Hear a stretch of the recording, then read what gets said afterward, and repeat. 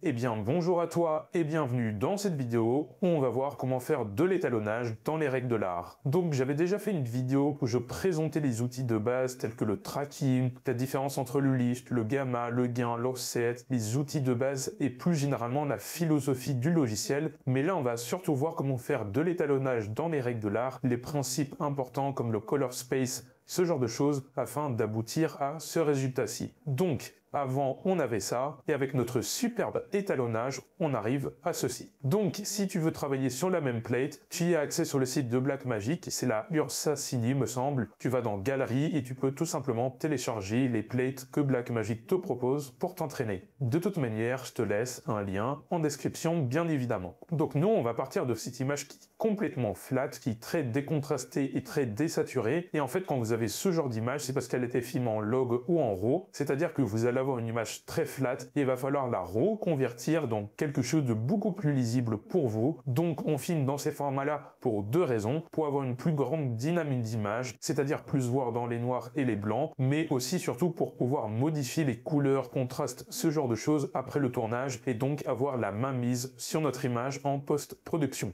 Donc ici on a un node qu'on va renommer Neutral, vous allez comprendre pourquoi après. Donc ça c'est un node neutre. Ensuite je vais faire Alt S pour avoir un deuxième node où je vais l'appeler par exemple Convert. Donc c'est là on va convertir notre log ou notre RAW. En l'occurrence ici c'est dit Blackmagic RAW, mais on va voir ça lors de la conversion. Et un troisième node que je vais par exemple appeler, je sais pas moi, créatif. Donc là je résume grossièrement parce que dans créatif on peut avoir notre balance des blancs, notre contraste, notre saturation. Moi je vais tout mettre dans un node pour simplifier, mais bien évidemment vous pouvez découper vos étapes en différents nœuds. Donc je vais cliquer sur Convert pour pouvoir convertir mon image. Donc je vais aller dans Effect juste ici et là on va retrouver le Color Space Transform. Donc on va transformer notre espace colorimétrique. Donc je le prends juste ici et je le glisse sur mon Convert. Ici je vais avoir un tas de paramètres mais seuls ceux-là vont m'intéresser. Donc ici on a le Input Color Space, donc c'est-à-dire qu'on va renseigner à DaVinci Resolve quel est le Color Space d'entrée, quel est l'espace de couleur de base de notre image. Ça on le sait parce que si on va sur le site de Blackmagic, en fait juste avant de télécharger, c'est marqué dans quel espace de couleur on est. Donc ici, je vais cliquer sur Use Timeline parce que c'est pas celui de la timeline, sauf si on l'a déjà seté avant. On peut setter le projet et du coup, on n'aura pas besoin forcément de faire ça. Le problème de si vous settez votre projet, c'est que si vous avez des caméras différentes, il faut alors resetter à la main pour chaque caméra différente. Mais si vous avez la même caméra, vaut mieux setter le projet que mettre en Color Transform à chaque fois. Bon, c'est un petit peu comme vous voulez, mais le résultat sera le même. Donc ici, je vais me mettre en Blackmagic Design Video Gen 5. Ok.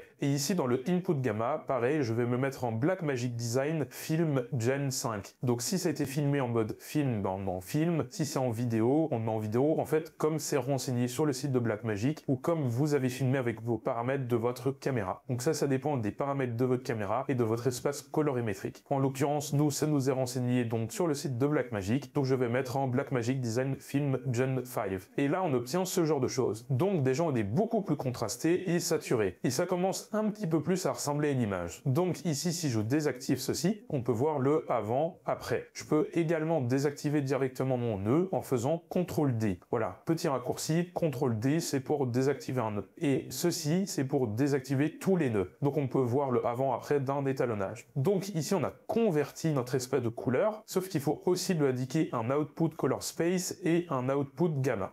Très bien. Donc dans l'output color space, ici, je vais aller chercher le Rec 709. Parce que moi, j'ai envie que ça sorte en Rec 709. Donc généralement, soit c'est du Rec 709, ou pour le web, on peut avoir du sRGB. Mais dans la majorité des cas, ça va quand même être du Rec 709. Donc je te conseille de te baser sur le Rec 709. Et dans l'output gamma, on va être dans du gamma 2.4. Et là, on a ce genre d'image. Donc ça me semble plutôt correct. Et là, on va voir deux autres nodes, qui est le neutral et le créatif. Donc on va désactiver mon convert en faisant CTRL D. Et dans le neutral, on va faire tout ce qui est scientifiquement admissible. Je m'explique. Donc ici, je vais avoir accès à mes scopes. Et j'aimerais bien que mes valeurs soient par exemple entre 0 et 1. Donc ici, je peux me mettre en waveform.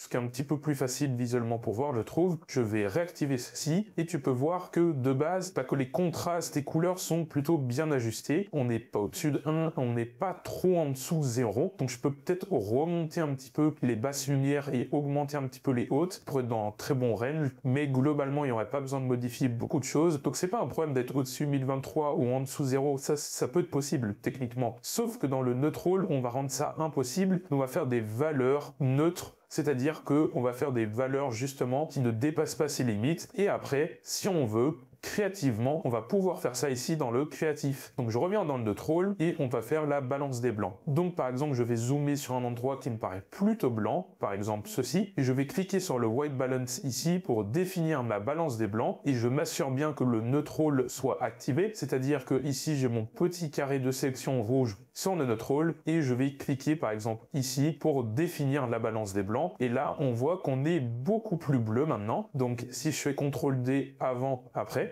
vous voyez, on est quand même beaucoup plus bleu. Ok, donc on a une balance des blancs quand même un petit peu plus réaliste parce que avant le ciel il me paraissait trop rouge et là il me paraît une couleur un petit peu plus normale. Je ne sais pas ce que vous en pensez, mais avant il était quand même assez rougeâtre. Donc là on vient de régler la balance des blancs et je peux également régler le contraste. Donc niveau contraste on est quand même pas mal. J'aimerais légèrement monter les basses lumières. Donc ici dans les lifts je peux un petit peu les monter.